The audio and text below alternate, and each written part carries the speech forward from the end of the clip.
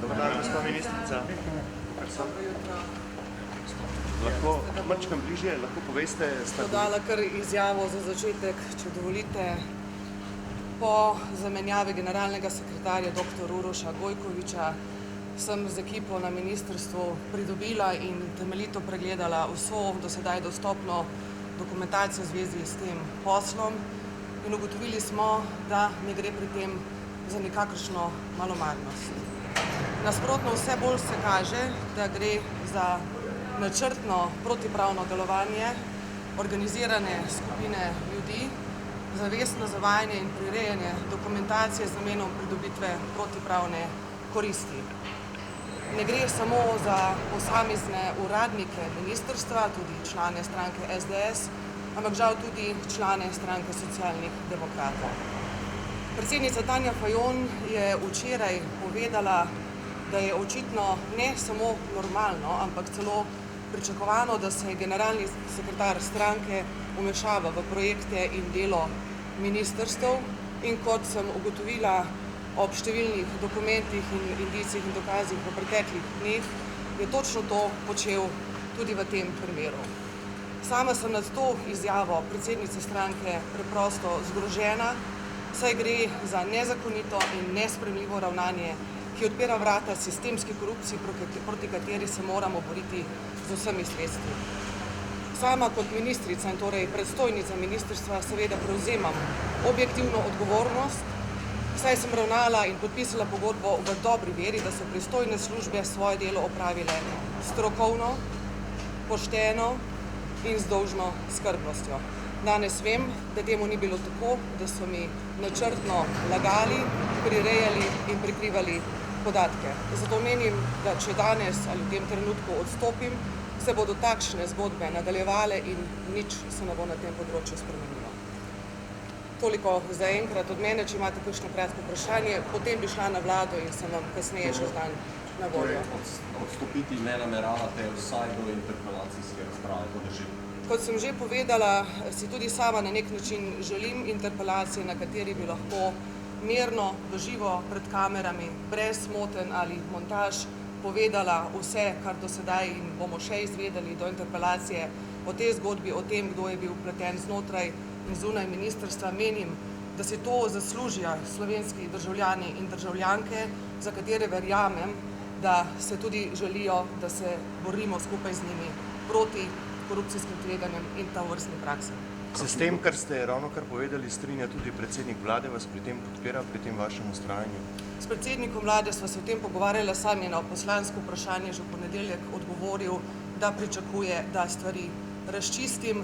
Kot se je pokazalo v teh zadnjih tednih, ko sem bila pod ogromnimi pritiski, da odstopim, če bi moj odstop sploh že pred nekaj tedni nedvomno pomenil, da bi se na ministrstvu prikrila ali uničila določena dokumentacija. Tudi dokumentacija, ki jo je sekretariat pripravil, ki smo jo posredovali NPU, ni bila povsem popolna in teh dneh še pošiljamo dodatno dokumentacijo, vključno s komunikacijskimi sporočili na NPU. Niso se sicer še oglasili pri nas, ampak jaz bom z njimi, z mojo ekipo, polno sodelovala v tem postopku, da se razkrijejo tudi sumi morebitnih kaznivih dejanj. Kaj pa v vaši stranki vztraja pri tem, da odstopite? Jaz od predsedstva dalje v ponedeljek nisem govorila s stranko. Predsednica Tanja Fajon me je neposredno po koncu predsedstva, še preden me je obvestila o odločitvi, v kateri sem izvedela iz medijev, izključila iz vseh komunikacijskih kanalov ožjega vodstva stranke, tako da z njimi žal niti ne morem na ta način komunicirati. Naj morda poudarim še nekaj. Ne verjamem, da delujem proti stranki Socialnih demokratov. Nasprotno, verjamem, da se borim proti posameznikom, žal tudi v vrstah stranke SD, ki s svojimi ravnanji v resnici so tisti, ki škodijo tako stranki, predvsem pa državi in državljanom. Jaz upam, če bo stranka resnično zrela in odgovorna, da se bo pripravljena s tem iskreno soočiti, pomesti pred svojim pragom in se tudi skupaj z mano in z vsemi ki se proti temu borila proti korupcijskim tveganjem in tovrstnim praksam. Morda kakšno ide, kdo je dejansko tisti, ki naj bi naredil ta komplot? Nekatera imena na ministrstvu so že prišla v javnost. Mi smo tudi danes v procesu odvzema ključnih pooblastil vodjem vseh strokovnih služb, ki so pri poslu sodelovali. Dve od teh vodij sta trenutno na bolniški. To so vodja finančne službe Janja Garvas, to je vodja službe za nepremičnine in investicije gospod Simon Starček in tudi vodja pravne službe, ki je pregledovala in pripravljala pogodbo, gospod Jure Maleš. Vpleteni so bili po naših ocenah tudi nekateri drugi v sekretariatu ministrstva. O teh imenih je še prezgodaj govoriti, ker določene detajle še ugotavljamo.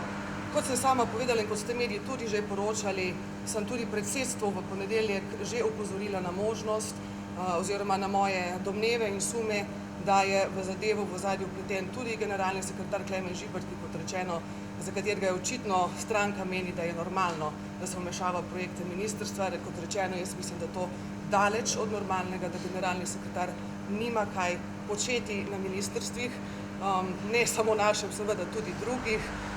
Moram reči, da je generalni sekretar tudi v preteklosti v tem mojem mandatu skušal vplivati na določene odločitve, naprimer pri izbiri notarjev, kjer sem jaz že v štartu postavila zelo jasen zid, kajti notarje se izbira po predvidenem postopku samo izključno na podlagi strokovnih meril in po presoji strokovne komisije, tako da sem tukaj zelo jasno dala vedeti, da pri meni se ne da priti z vplivi iz strankarskega vrha, kajti ministrstvo, čeprav sem ministrica Socialnih demokratov, je ministrstvo Vlade Republike Slovenije in vseh državljank in državljanov in ne dopuščam, da kakršnikoli parcialni interesi na to vplivajo. Žal mi je in opravičujem se vsem državljankam in državljanom, da v tej situaciji očitno nisem uspela pravi čas tega zaznati. Žal, kot rečeno, sem bila zelo zavedena na podlagi prirejanih dokumentov.